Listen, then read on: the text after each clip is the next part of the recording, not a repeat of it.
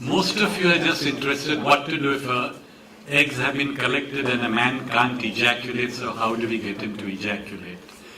But I'm going to make it far more complex because there are some urologists in the audience, and ejaculation is actually far more complex than a man failing to give a semen sample on the day of egg pickup. And now since you're trying to be andrologists, you have to learn the whole spiel, not just how to use a vibrator. So I'm going to give you 6 examples, very difficult cases.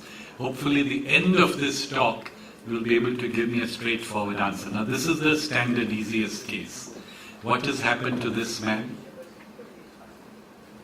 He's got situational anejaculation. He's normal otherwise, but he's already stressed. He's paid too much money to the IVF clinic. Now his wife has come on a trolley, she's unconscious. He looks at her and then they tell her, you go to that dirty bathroom and give a semen sample. And there are 2 other people already waiting there and they knock just as he's getting into the mood. And then you wonder why he couldn't give a semen sample. Or you send him to a room which has a big board that says semen collection. And when he walks in, everybody knows that guy. So that's why this guy couldn't give a semen sample. And it's virtually every IVF clinic in Bombay, sometime at 4 p.m. has given Deepak, who's sitting there, or me a panic call, Rupin, we have 10 good eggs and they can't give a semen sample. And by 4 p.m. the man is so exhausted, he's saying, Doc, just take them out of the testes. So we'll tell you what should be done. But what about this guy? What do you think has happened here? We're going to ask Ranjit. He's forgotten all about Indian patients, and this is a typical Indian case which they'll never see in USA. So Ranjit, you have to prove your Indian roots and tell me what is this guy. Okay, so something strange has happened here, and this man who used to ejaculate now cannot ejaculate since 3 years. And we'll come back to seeing what has happened to him. This is another case, very different. Again, a tragedy. Just think about these cases and see if you have any clue as to why they can't ejaculate. And we're going to come back to all of them. Each of them is a different etiology. Each of them is actually a spot diagnosis for urologists.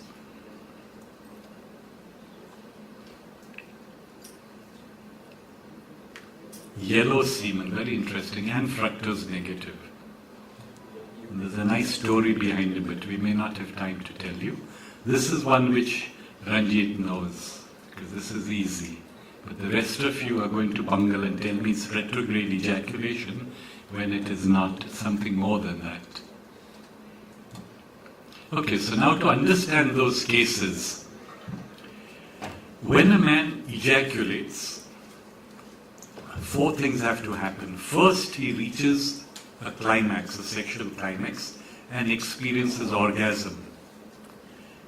As he is experiencing orgasm, a concomitant event takes place, which results in ejaculation. So with orgasm, ejaculation is initiated and it takes place in 3 phases. First, there is emission, which means that the seminal vesicle and the prostate and the terminal vas contract, resulting in deposition of semen into the posterior urethra. Then there is closure of the bladder neck, sympathetically mediated, which prevents the semen which has come into the posterior urethra from flowing into the bladder. And finally, there is a rhythmic contraction of the bulbocavernosus muscle, which pushes out this semen which is collected in the bulb out into the anterior urethra and then out from the penis in a projectile manner. So if there's a disturbance in any of these 4, which means if he doesn't reach an orgasm, there will be no ejaculation, or he may reach an orgasm, but there is failure of emission, and therefore there will be no ejaculation, or he reaches an orgasm, there is emission, but the bladder neck is dysfunctional, therefore there is retrograde ejaculation and no antegrade ejaculation, or orgasm, emission, no retrograde ejaculation, but the bulbocaverus doesn't contract, or there's an obstruction in the urethra, and therefore the semen trickles out much later. So let us see under what conditions these happen, how we diagnose, how we treat.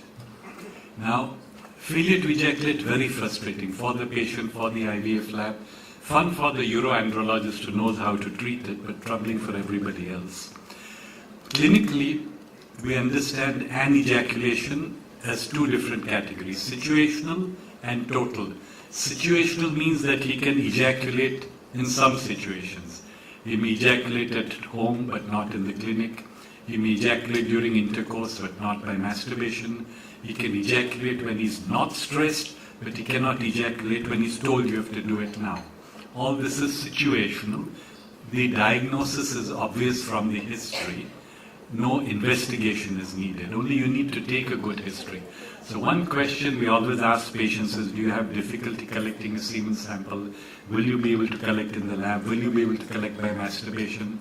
And sometimes the wife will tell you, you know, doc, the last clinic we went to, we couldn't do IUI because on that day he was not able to give a semen sample. And you know that in anticipation, and you should be implementing the correct measures beforehand. So situational is picked up during the initial history taking that we spoke about in the morning. Total anejaculation is a man who has never had conscious ejaculation. He's never ejaculated by masturbation, never ejaculated during intercourse. Are there such men? We've seen more than 500. So we're going to talk about total anejaculation, what causes it, how to treat it, but before that we'll also talk of situational. Now, just very briefly, what causes total anejaculation? It could be because of physical causes or it could be psychological. If there is total anejaculation due to a physical cause, then the man will reach an orgasm, but there'll be either failure of emission or retrograde or no antegrade propulsion, which means he will be orgasmic, but there'll be a phase 1, 2, 3 disorder. So such men have what is called as orgasmic anejaculation. He said, doc, I have intercourse, I feel that something is coming out, but nothing comes out. The psychophysiological guys, on the other hand, fail to reach an orgasm. So the classic history would be, doctor, I get an erection, I have intercourse, it lasts for 10-15 minutes, my wife reaches an orgasm, she gets tired, I get tired, and therefore I stop, but I do not reach an orgasm. Why do these men not reach an orgasm? We'll talk about that. With that basic understanding, let's jump into the practical management. So a man has come saying, doc, I have difficulty collecting a semen sample. And you ask him the first question, that can you collect some situations? He'll say, yeah, doc, at home, yes, intercourse, yes. But here in the clinic, I've just not been able to succeed. I've been trying since the last 5 days. So that's situational anejaculation, quite clear. If he says, no, I'm never able to collect semen sample, then that is total anejaculation. So if he has total anejaculation, you ask the obvious next question, that when you try to collect semen or when you have intercourse, do you reach an orgasm and there is no semen coming out, or you don't reach an orgasm? And if he says, no, I just go on and on, I don't reach an orgasm, that is anorgasmic anejaculation. If he says, I reach an orgasm, that's orgasmic anejaculation. The problem with this question is that a man who has never reached an orgasm often doesn't know how to answer this question, because he doesn't know when you say orgasm, what was that orgasm?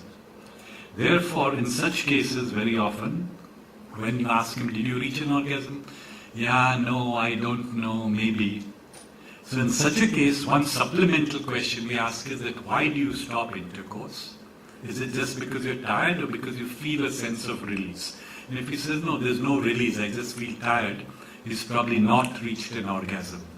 Another question we ask him is that when you stop intercourse, he'll often say that I lose the erection, that's because he's tired. We ask him that when you lose the erection, if you stroke it, will it become erect again? If it becomes erect again, that means he has not reached an orgasm because there is no refractory period. But another very important question is, do you have night emissions? And urologist's most important question. If you have a man who's never collected a semen sample, but if he has nocturnal emissions, what does that tell you?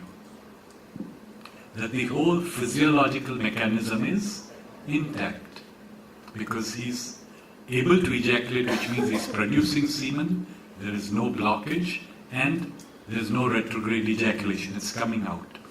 And I've seen so many patients where urologists have done cystoscopy, transrectal ultrasound, etc., even though the patient is having night emissions, because they forgot to ask that one basic question. So we distinguish between orgasmic and anorgasmic by asking whether they've reached orgasm, why they stop intercourse, whether they have a sense of satisfaction, and whether they have nocturnal emissions. And on that basis, through the history alone, we reach a provisional initial diagnosis. If he has night emissions, it is anorgasmic anejaculation. If he says no night emissions, probably it is orgasmic, though sometimes some guys with anorgasmic also deny night emissions. How do we treat situational anejaculation, which is of interest to everybody here? And how do we treat total anejaculation, which is of interest to the urologist?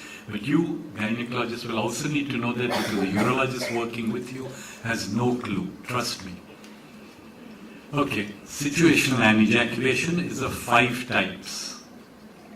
The first type of situational anejaculation is unexpected failure to ejaculate, and that was the question I was being asked during tea break, which is one of the reasons why we took this talk first. So, all men in an IVF program should have one semen sample frozen for 2 reasons. One, sometimes semen fluctuate and you may have sperm previously, and on the day of IVF he is azoospermic. And second, every once in a while a man who says I've never had a problem will have a problem on the day of egg collection. So ideally, this should not be a problem. But Parkinson's law, the only case in which you forgot to freeze a semen sample is the guy who will fail to ejaculate on the day of egg pickup. That's when you go into a panic and you then start thinking, where is Rupen's number? My phone's always off. So you have to now know what to do. So better listen carefully. So first was, of course, prior cryopreservation. Second, if you have an inkling that this man is very tense, you could ask him to collect the semen sample from home and bring it in a sterile bottle that you've given. So if they collect the semen sample before the whole IVF process starts, less likely that they will have a problem giving you the sample. If neither of these two is done, then what I've told all my IVF labs is they don't keep the patient locked up in a room for 6 hours, telling him try, going from video cassette to video cassette, trying to find which one will work. If within an hour or so he can't give a semen sample, tell him don't worry, this is normal, this is common. Give him alprazolam and send him to Deepak, because you won't find me. And what will Deepak do? Deepak will reassure the patient that this is normal. Every day I see 3 such men, he's a good liar. And then he will put him on a vibrator. And how the vibrator works, I will show you. 8 times out of 10, the vibrator would work if the man is properly reassured and is not stressed out. If the vibrator doesn't work, electroejaculation would always work, but most of you don't have an electroejaculator. So in that case, the last resort would be a TISA.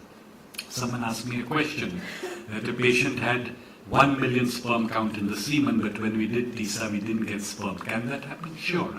Because the 1 million sperm come from the totality of the 2 testes. When you do a TISA, you're poking 1% of the testes. So if somebody has very severe oligoasthenia, you may not get sperm by TISA, and their electroejaculation or vibrator would be superior. Okay. Second type of situational anejaculation, where it's known from advance, it's periovulatory. The wife tells you, doc, last 3 years, whenever we are told this is the day to do it, he can't ejaculate. Whenever we are told that we are doing IUI and you have to give a semen sample, he can't do it. So this should have been anticipated. Do erectogenic drugs help? Will giving sildenafil help? Typically, you must understand sildenafil does not help a man ejaculate. He is unable to ejaculate on the day of ovulation just because the psychological pressure is so much that he can't relax. However, the way sildenafil helps is it makes it easier to get an erection, so it is easier for him to masturbate. So we may give them sildenafil with an anti-anxiety drug, and that may help them collect a semen sample.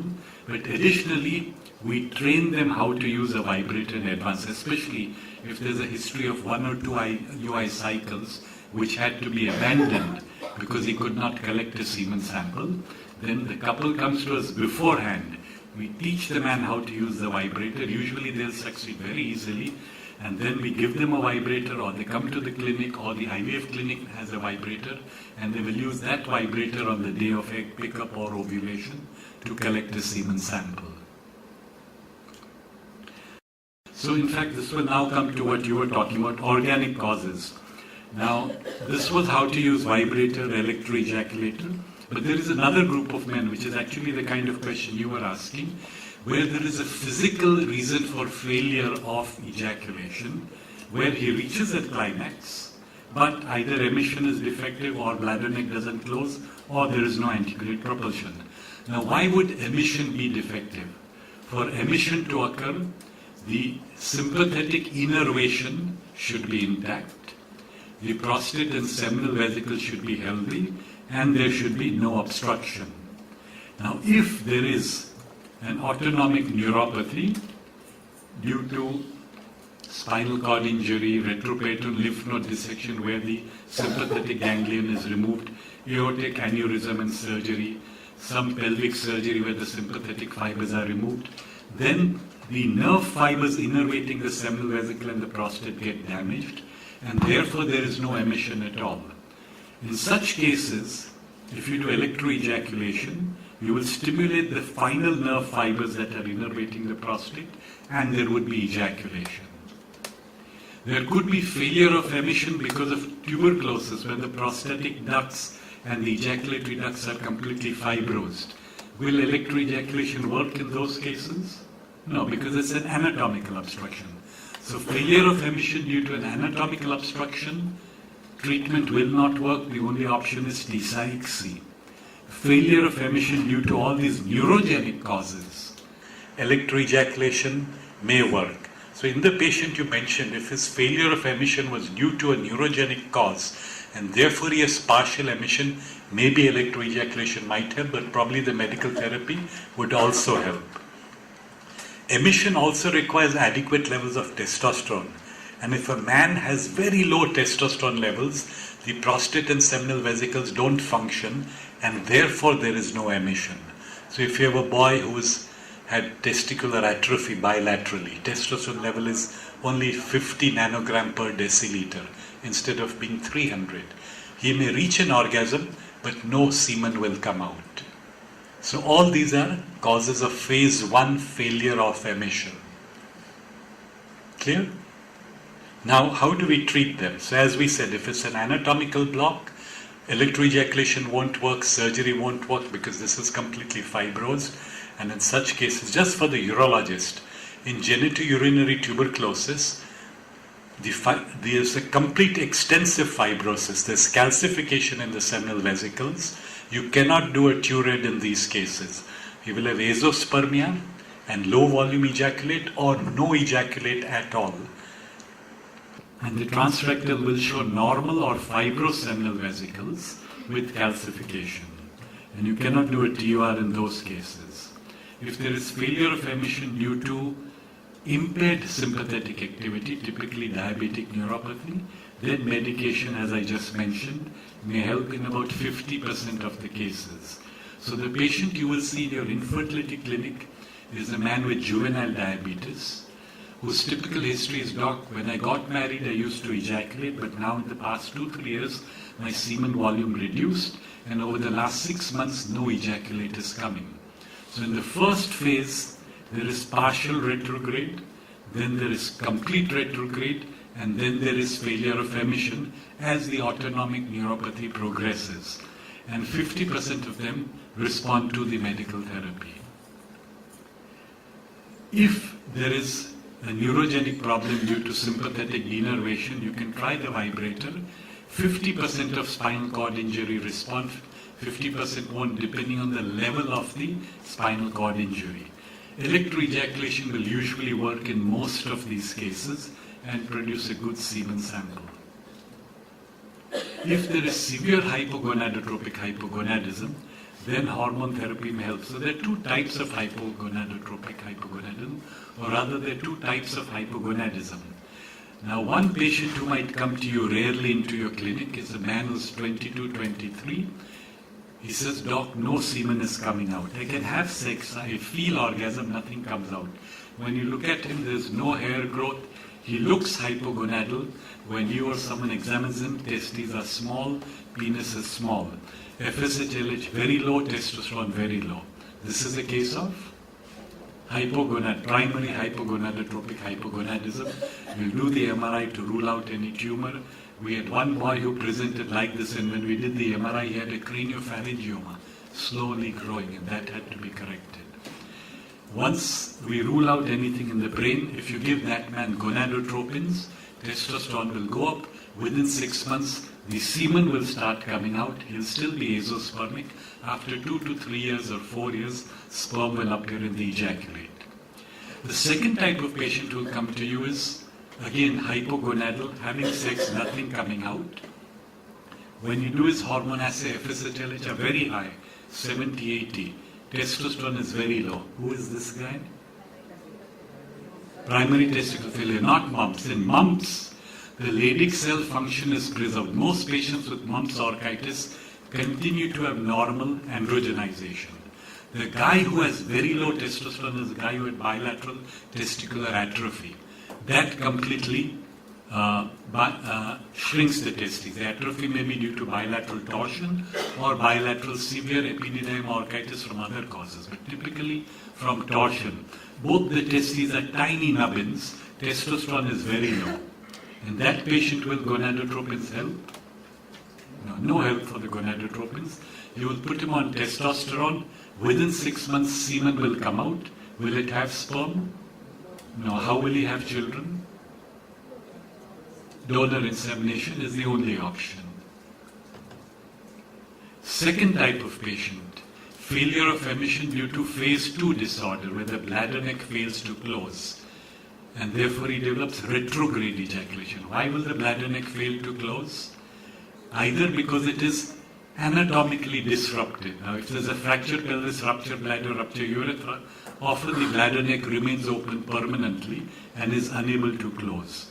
Sometimes children with PU valves develop a hypertrophic bladder neck, and there's an ill-advised bladder neck incision done by the pediatric surgeon, and therefore he now has a wide open bladder neck, and sometimes it is congenitally wide open and dysfunctional.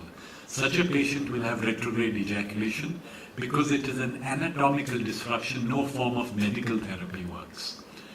The bladder neck may also be dysfunctional if there is an autonomic neuropathy, because again this is controlled by the sympathetic fibers. So in diabetes, often the patient will develop retrograde ejaculation. Again, some of them will respond to medication, some of them won't. If medication doesn't work, then you can retrieve sperm from the bladder. How do you retrieve sperm from the bladder in a patient with retrograde ejaculation? So this is a guy with orgasmic anejaculation. He reaches orgasm, nothing comes out. You check the post-orgasm urine, large number of sperm in the urine. You want to do IUI with that. How do you retrieve these sperm? Sorry? Yeah. We need to do two things. We need to make the urine alkaline and we need to make it dilute, because the urine is hyperosmolar compared to what the sperm wants. So we want it to be really dilute and alkaline. So we start the alkalinizer, anything, citralcar, soda bicarb, whatever is available, for 2-3 days before we are going to retrieve the sperm. On the day of sperm retrieval, we give him 3 glasses of water with the alkalinizing mixture. So his urine becomes very dilute and alkaline. And we ask him to pass urine and check with pH paper that the urinary pH has become 7.5. Once the urinary pH has reached 7.5, then you ask him to masturbate. He will reach an orgasm. Immediately he voids the urine, and that urine is sent to the lab, and immediately they should spin it and separate the sperm from the urine. They don't have to wait. So it must be processed immediately, and then that pellet is washed and processed to get motile sperm. Sometimes when you do this, you get a good number of sperm, but motility is still very poor. Then there's another way of retrieving sperm, where we retrieve sperm from the bladder, but not from urine, but from medium. And in this case, we do the opposite. We do not dilute the urine, we dehydrate the patient, because we don't want urine in the bladder. And then on the day of sperm pickup, we catheterize. Do not use KY jelly because that kills sperm. Use liquid paraffin. catheterize the bladder, wash the bladder with soda bicarb, empty it, and then instill 30 ml of sperm washing media in the bladder. Then remove the catheter, ask him to masturbate, and when he reaches the orgasm, immediately voids the medium. And you will find that the sperm motility retrieved by this method is much better than the motility that you got when you retrieved it from the urine. So these are two ways in which you can retrieve sperm in a patient with retrograde ejaculation and use it for either IUI or IVF depending on the sperm quality.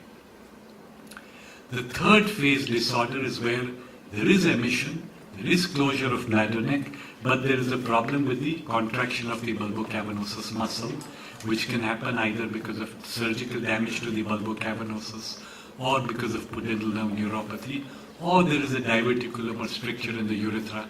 Typically, these will be patients who come to your clinic and they may give a history of hypospadias repair. So there are multiple saculations and all the semen gets collected there and is not able to come out. Or there is history of perineal trauma, urethroplasty, and the bulbocavernosus muscle has been cut. And often these patients will have to wait for 10-15 minutes and then the semen trickles out. When you collect the semen, the volume is less and the motility is poor.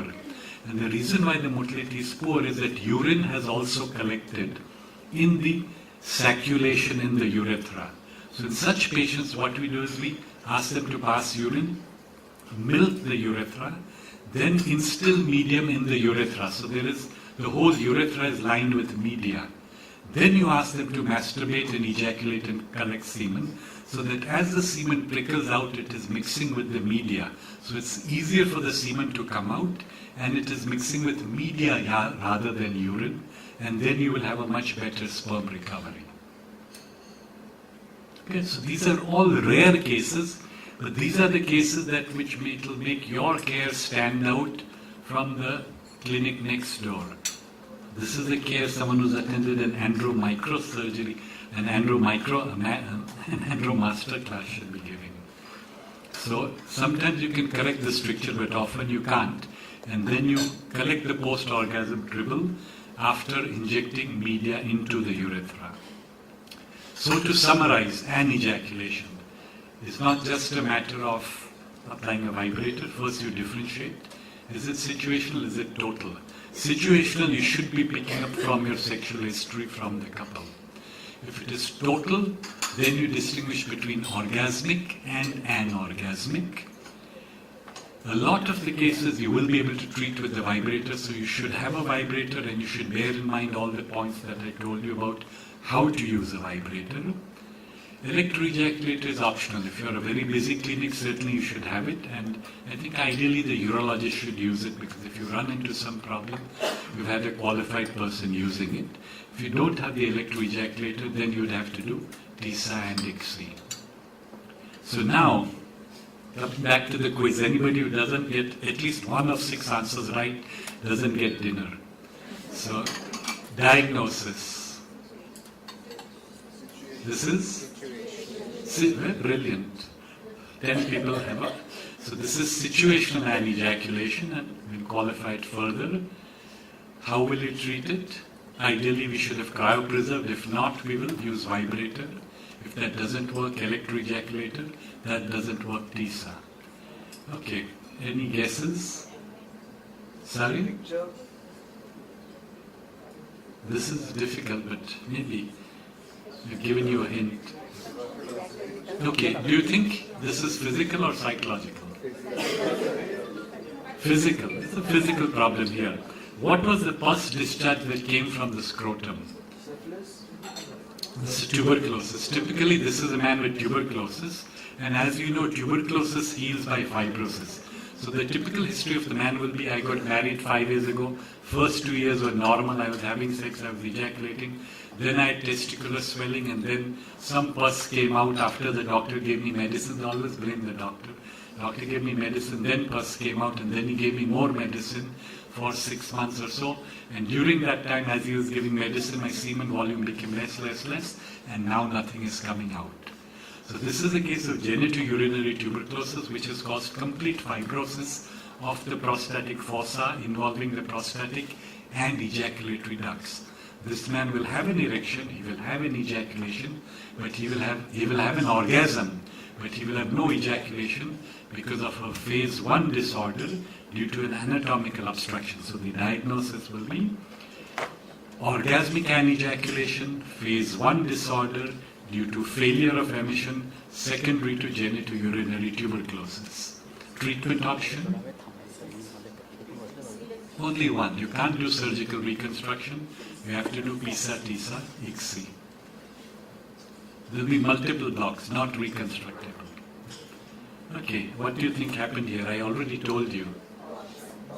Yeah, torsion. So what's happened to this guy is, will he reach an orgasm? Surprisingly less. You will be surprised that men with very low testosterone, young men with very low testosterone, still get erections, still have intercourse, still reach an orgasm. When you supplement the testosterone, the sex life becomes better. But even with low testosterone, they're capable of erections and intercourse.